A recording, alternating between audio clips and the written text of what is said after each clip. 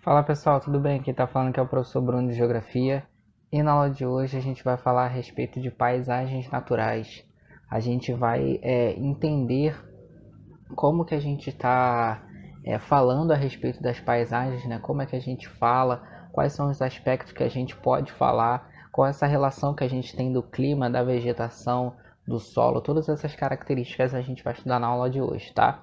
Eu coloquei alguns tópicos aqui para ficar mais prático para a compreensão de vocês, tá? Colocando aqui no primeiro tópico, a cobertura vegetal nativa de uma determinada região está diretamente ligada às características do clima que abrange o espaço. Então, toda aquela parte da vegetação daquele local, ela é ligada, né? Ela tem suas características ligadas com o clima daquele espaço, tá? A gente tem essa ligação aí de vegetação e clima. Dessa forma, algumas espécies vegetais conseguem desenvolver positivamente em condições climáticas de características úmidas, ao contrário de outras que se adaptam às condições mais secas. Então, grande parte das vegetações, né, das espécies de vegetações, elas se modificam ou elas se adaptam a determinado clima. Então, a gente vê essa caracterização aí propriamente na vegetação, né? Tem vegetação que cresce em lugares úmidos, tem vegetação que cresce em lugares mais secos. Então, essa relação de um com o outro é muito importante, principalmente para a vegetação, tá? Assim como o clima influencia na formação vegetal, essa influência no clima em determinados lugares do mundo, tá? Então, essa formação vegetal, além de ser influenciada pelo clima, também influencia outras partes do mundo.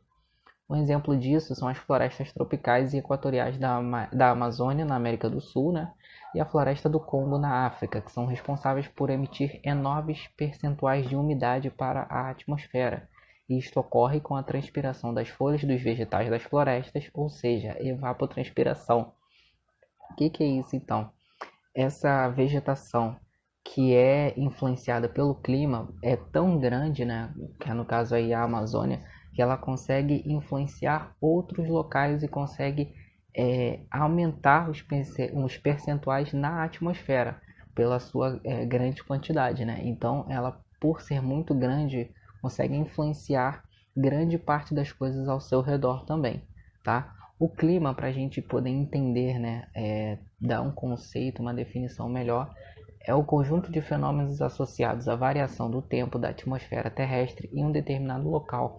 Então, essa variação, né, num determinado local a gente chama de clima. Geralmente, o seu conceito aparece em oposição à ideia de tempo, que seria o estado momentâneo da atmosfera. Então, a gente precisa diferenciar um do outro, né? O clima é um estado mais fixo, né, digamos assim, que determina as variações. O tempo já é algo momentâneo, né, que pode passar em determinado momento. A gente tem um exemplo aqui no Rio de Janeiro, tem determinados dias que durante o dia, a parte do dia é quente, né? E a parte da noite ela se torna mais fria. Então essa variação rápida, né, se chama tempo. Quando é algo mais estável, a gente chama de clima. Portanto, para se conhecer um clima, deve ser feito vários estudos, né, durante vários anos para a gente poder saber e ter uma conclusão do determinado tipo de clima naquele local, né? Então a gente estuda durante anos para poder saber qual é o clima aparente, né? Qual é o clima próximo daquele local, tá? A gente tem também os fatores climáticos, que são os fatores que influenciam no clima, né?